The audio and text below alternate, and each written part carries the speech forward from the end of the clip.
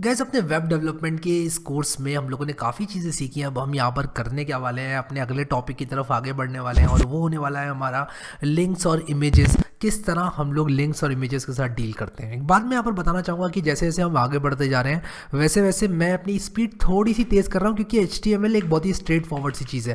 लेकिन जो कॉन्सेप्ट्स रहेंगे CSS वगैरह के वो मैं आप लोगों को बहुत ही अच्छी तरह से समझाऊँगा। तो सबसे पहले जल्दी से बॉयलर प्लेट लगा लेते हैं। और बॉयलर प्लेट, कई लोगों ने कमेंट में पूछा ये बॉयलर प्लेट क्या बोल रहे हो हरी भाई, ये क्या चीज़ है। तो बॉयलर प्लेट ये टेम्पलेट को कहते हैं। जो टेम्पलेट है इसको बॉयलर प्लेट कहते हैं। तो बॉयलर प्लेट कोड का मतलब है टेम्पलेट। ठीक है, यहाँ पर मैं लिख दूंगा लिंक्स एंड इमेजेस और उसी के साथ साथ बॉडी के अंदर हम मेन कोडिंग करेंगे। तो बॉडी के अंदर हम लिंक्स और इमेजेस लगाएंगे। लेकिन उससे पहले मैं क्या चाहूँगा कि आप लोगों ने अगर ये प्लेलिस्ट एक्सेस नहीं की है तो उसको ज़रूर एक्सेस करें, बुकमार्क करके यहाँ से सेव कर लें। और अब आगे बढ़ते हैं। ठीक है, तो लाइव सर्वर चालू कर लेता हूँ क्लिक करके, और यहाँ पर देखो लिंक्स एंड इमेजेस आ गया लिख कर। अब यहाँ पर क्या है कि मान लो मैं एक वेबसाइट बनाना चाहता हूँ जिसमें कि मैं अपने सारे के सारे इंपॉर्टेंट लिंक्स एम्बेड करना चाहता हूँ। तो मैं एंकर टैग का इस्तेमाल कर सकता हूँ। तो मैं जैसे ही लिखूँगा तो मुझे href देना पड़ेगा, और मैं यहाँ पर href के अंदर लिख सकता हूँ कोई भी लिंक। जैसे कि मैंने लिख दिया https google.com, और यहाँ पर लिख दूँगा गो टू गूगल। और जैसे ही गो टू गूगल पे क्लिक किया जाएगा तो गो टू गूगल पे क्लिक करके हम गूगल पे पहुंच जाएंगे, जैसे कि आप लोग यहाँ पर देख सकते हैं। बैक करूँगा तो मैं वापस अपने वेबसाइट पे आ गया। उसी के साथ साथ मैं और भी इस तरह से लिंक्स बना सकता हूँ। यहाँ पर मैं फेसबुक कर सकता हूँ, और यहाँ पर मैं कर सकता हूँ ट्विटर, और यहाँ पर मैं कर सकता हूँ लिंक्डइन। ठीक है, और यहाँ पर भी मैं टेक्स्ट को चेंज कर देता हूँ। लिंक्डइन कर दिया मैंने, यहाँ पर ट्विटर कर दिया, और उसी तरह यहाँ पर जो है फेसबुक कर दिया। ठीक है, तो ये करने के बाद मैं यहाँ पर इसको रिलोड करूँगा। ये देखो क्लिक टू गूगल पे क्लिक करूँगा तो गूगल खुला, फेसबुक पे करूँगा फेसबुक खुलेगा, उसी के साथ साथ ट्विटर पे करूँगा ट्विटर खुलेगा, लिंक्डइन पे करूँगा लिंक्डइन खुलेगा। ठीक है, तो यहाँ पर हमने एक वेबसाइट बनाई है जो कि क्या करती है, जो कि अलग अलग लिंक्स में हमको भेजती है, हमारे इंपॉर्टेंट लिंक्स में। लेकिन एक दिक्कत है, मैं चाहता हूँ कि ये वेबसाइट खुली की खुली रहे, और मैं इसको राइट क्लिक करके न्यू टैब में खोलना चाहूँगा। लेकिन मैं राइट क्लिक नहीं करना चाहूँगा, मैं चाहूँगा जैसे इस पर क्लिक किया जाए ये नई टैब में खुले, कोई भी वेबसाइट है तो उसके लिए हमारे पास एक एट्रीब्यूट होता है। और यहाँ पर टैग्स और एट्रीब्यूट्स के बारे में थोड़ी सी बात कर लेते हैं। टैग्स और एट्रीब्यूट्स क्या होते हैं, देखो एक टैग जैसे कि बॉडी, ये एक टैग है, एक टैग है, और जो href है वो उसका एक एट्रीब्यूट है। ठीक है, तो टैग और एट्रीब्यूट में ये डिफरेंस है। तो href एक एट्रीब्यूट है, उसी के साथ साथ इसमें और एट्रीब्यूट भी हो सकते हैं, जैसे मेटा टैग है और नेम एट्रीब्यूट है, कंटेंट एट्रीब्यूट है। उसी तरह मेटा टैग है और ये एट्रीब्यूट है http eq uev iv, और उसके बाद कंटेंट जो है वो एक दूसरा एट्रीब्यूट है। उसी के साथ साथ हम लोग यहाँ पर क्या करेंगे, एक नया एट्रीब्यूट ऐड करेंगे। और मैं आपको VS कोड की ट्रिक बताता हूँ। अपने कीबोर्ड में ऑल्ट की दबाना, और मैक में हो तो ऑप्शन दबाना। Most of the people Windows में है तो आप लोग ऑल्ट दबाएं, और जहाँ जहाँ क्लिक करेंगे वहाँ एक नया कर्सर आएगा इस तरह से। और अब आप जो टाइप करेंगे वो उन सारी जगह पर टाइप होगा। तो आप यहाँ पे कुछ इस तरह से ऐड कर दें, टारगेट इज इक्वल टू और अंडरस्कोर ब्लैंक, ये टाइप कर दें जो कि मैंने टाइप किया है। और ये करने से क्या होता है, ये एक एट्रीब्यूट होता है टारगेट, जो कि क्या करता है, नई टैब में खुलवाता है आपको वेबसाइट। यानी कि अगर आप अब इस पर क्लिक करेंगे गूगल पे, ये देखो नई टैब में खुल रही है मेरी वेबसाइट, फेसबुक नई टैब में खुल रही है, लिंक्डइन नई टैब में खुलेगी, ट्विटर भी। तो ये है एक तरीका नई टैब में खोलने का। तो ये जो लिंक्स थे ये हमारे एक्सटर्नल लिंक्स थे, ये हमारी एक्सटर्नल साइट्स को लिंक करते थे। हम जो है अपने इंटरनल लोकल लिंक्स को भी यहाँ पर रख सकते हैं। अगर आप लोग को BR लगाना है यहाँ पर, अगर आप लोग चाहते हैं कि एक ब्रेक आ जाए तो आप लोग कुछ इस तरह BR लगा सकते हैं। और जैसे आप BR लगाएंगे देखो ये इस तरह से आ गया। ठीक है, और यहाँ पर BR लगाने से मैंने यहाँ पर इसको थोड़ा सा ब्यूटीफाई कर दिया। अब यहाँ पर मैं क्या कर सकता हूँ, इंटरनल लिंक भी लगा सकता हूँ। तो यहाँ पर मैं अगर किसी इंटरनल लिंक से लिंक करना चाहूँगा तो मैं यहाँ पर कुछ ऐसे कर सकता हूँ, जैसे कि मेरे पास यहाँ पर tut4 tut5 है, ठीक है, और harry.html है। तो मैं इसी तरह से यहाँ पर क्या करूँगा, एक तो एंकर टैग बनाऊँगा सबसे पहले, और उसके बाद मैं यहाँ पर लिख दूँगा स्लैश, और मैं लिख दूँगा, देखो यहाँ पर मुझे सजेशन भी मिल रही है harry.js tut4.html। तो मैं tut4.html करूँगा और यहाँ पर लिखूँगा tut4। और ऐसा करने से क्या होगा, मैं लिंक हो जाऊँगा ट्यूटोरियल 4 वाली जो मेरी फाइल है उसमें। और मैं ये चीज़ भी कॉपी कर देता हूँ यहाँ पर, target is equal to underscore blank, क्योंकि मैं चाहूँगा कि नए टैब में ही खुले मेरा जो पेज है। तो यहाँ पर ट्यूट 4 पे क्लिक करूँगा तो ये देखो यहाँ पर ये जो डॉक्यूमेंट था ट्यूट 4 के अंदर हमने शायद कुछ लिखा नहीं था। ट्यूट 4 के अंदर हाँ कुछ नहीं लिखा था हमने, ट्यूट 5 के अंदर काफ़ी कुछ लिखा था। तो ट्यूट 5 से भी लिंक करता हूँ मैं इसको, और मैंने अपना शॉर्टकट बना रखा है कंट्रोल डी मैंने शॉर्टकट बना रखा है अपना, किस चीज़ के लिए, लाइन को कॉपी करने के लिए, कॉपी लाइन डाउन को। मैंने आप लोगों को बताया था पिछले वीडियो में आई गेस। तो आप लोगों ने अगर ये प्लेलिस्ट एक्सेस नहीं करी है और नहीं देखा है तो मैं कहूँगा शुरू से देखें इन वीडियोस को। चलो जी बढ़िया। अब यहाँ पर हम लोग क्या करने वाले हैं, ये करने के बाद मैं आप लोगों को दिखाता हूँ। यहाँ पर राइट क्लिक करके close tabs to the right कर देता हूँ, राइट वाली टैब सारी क्लोज कर दी। ट्यूट 5 पे क्लिक किया तो ये देखो ट्यूट 5 खुल गया, और यहाँ पर मैंने target is equal to underscore blank लगाया था इसलिए नए टैब में खुला, ठीक है। और ये देखो नए टैब में खुल रहा है। तो इस तरह से क्या होगा कि मैं अपने इंटरनल लिंक्स को खोल पाऊँगा, ठीक है। अब यहाँ पर बात कर लेते हैं इमेजेस की। हमने इमेजेस के बारे में भी बोला, इमेजेस की बात कर लेते हैं। हमने इस वीडियो में एक बार समराइज़ करता हूँ क्या क्या सीखा। हमने सबसे पहले तो टैग्स और एट्रीब्यूट में डिफरेंस सीखा। हमने कहा कि ये टैग है, जैसे कि बॉडी टैग है जो सबसे पहले लिखा जाता है वो टैग होता है, ए टैग है, मेटा टैग है, HTML टैग है, हेड टैग है। और उसके बाद कोई भी वैल्यू अगर इस तरह से लिखी जाती है, charset is equal to UTF-8 या फिर HRF इज इक्वल टू ये, इसे कहते हैं एट्रीब्यूट्स, ठीक है।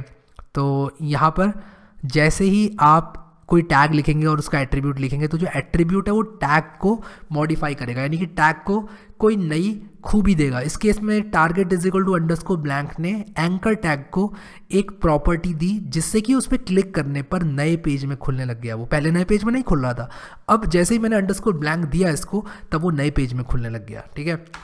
तो ये चीज़ हमने देखी। अब यहाँ पर हम क्या करेंगे, इमेजेस देखेंगे। तो इमेज को इंसर्ट करना एकदम सिंपल है, आपको IMG लिखना है। और जैसे ही आप IMG लिखेंगे आप, ये देखो यहाँ पर क्या क्या आ गया, S किया तो SRC ऑल्ट SRC सेट आ गया। और यहाँ पर मैं करूँगा क्या, अभी सिर्फ IMG लिखूँगा और IMG में SRC इज इक्वल टू ये सोर्स आपको देना है इमेज का। आपकी इमेज कहाँ पर है, या तो वो इंटरनेट पे हो सकती है या फिर वो आपके लोकल में हो सकती है। अगर वो आपके लोकल में है तब आपको क्या करना पड़ेगा, उसको यहाँ पर रखना पड़ेगा, इस फोल्डर में। यहाँ कहीं भी रखेंगे आपको पूरा पाथ देना पड़ेगा। किसी फोल्डर के अंदर भी है इमेज आपका तो उसका पूरा पाथ देना पड़ेगा। और ऑल्ट का मतलब क्या है कि अगर ये इमेज लोड नहीं हो पाए तब क्या टेक्स्ट दिखाना है।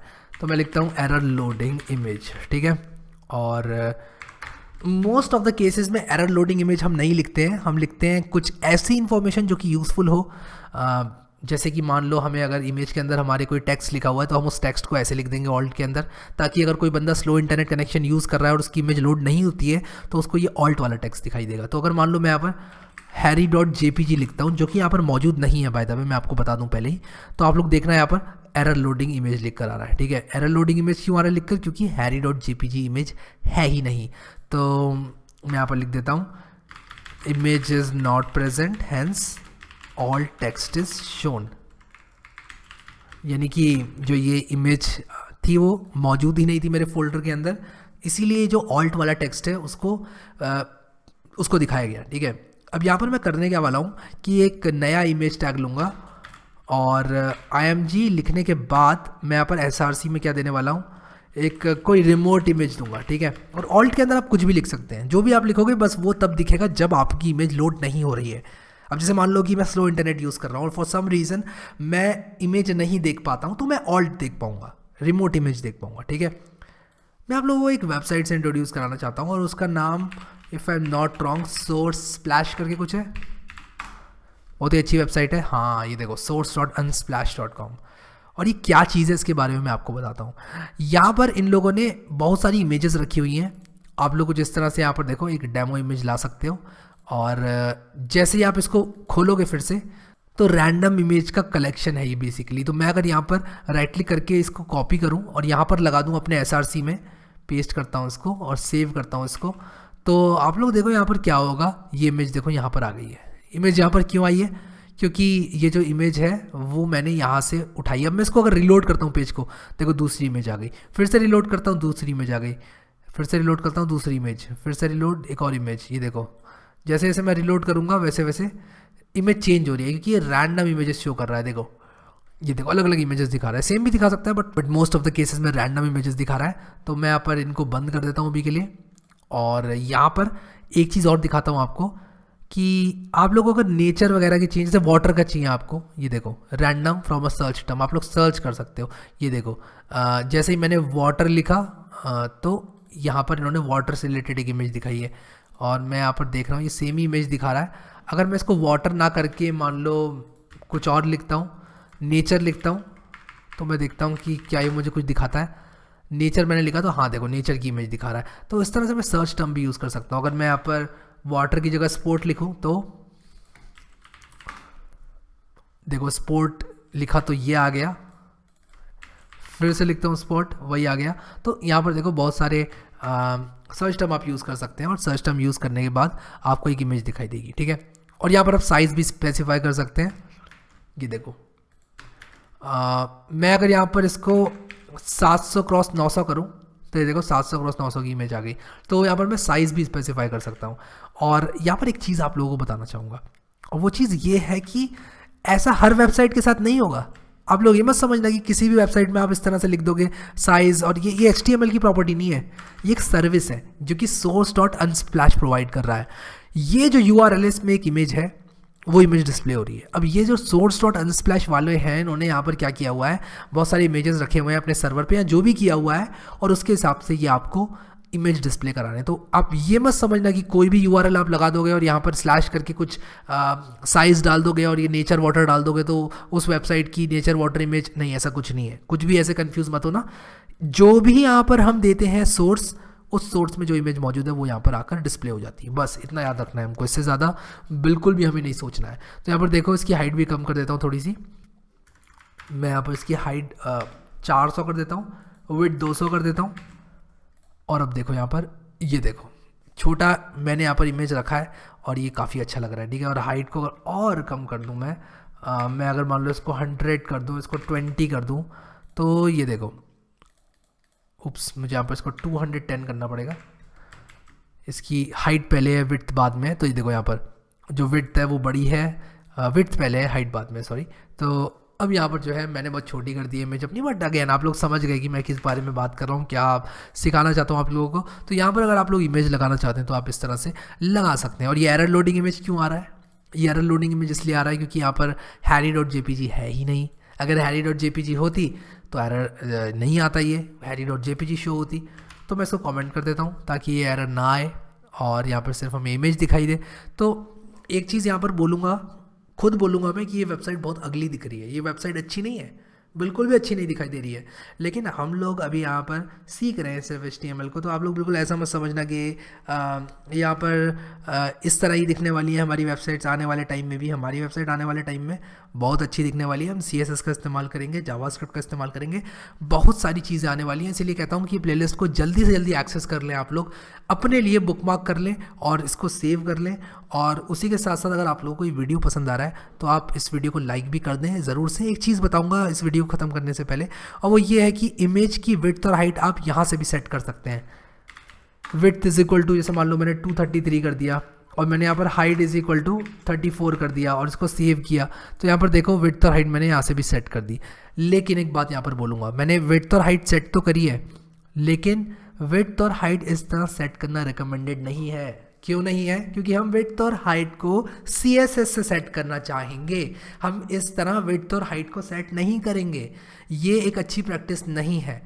काम ज़रूर करेगा लेकिन हमेशा याद रखना CSS डिज़ाइन के लिए यूज़ करनी है, HTML सिर्फ स्केलेटन देने के लिए यूज़ करनी है। तो HTML का जो यूज़ है, जिसके लिए बनी है, उसके लिए ही हम यूज़ करेंगे। तो यहाँ पर हम HTML को सिर्फ डिज़ाइन के लिए यूज़ करेंगे और ये वाले जो एट्रीब्यूट्स हैं इसके विड्थ हाइट ये सब मैं यूज़ नहीं करूँगा HTML में। आई होप कि आप लोगों को समझ में आ गया होगा। मैं CSS में बताऊँगा आप लोगों को कि विड्थ और हाइट कैसे सेट करी जाती है किसी इमेज की। तो बने रहे आप लोग इस कोर्स में।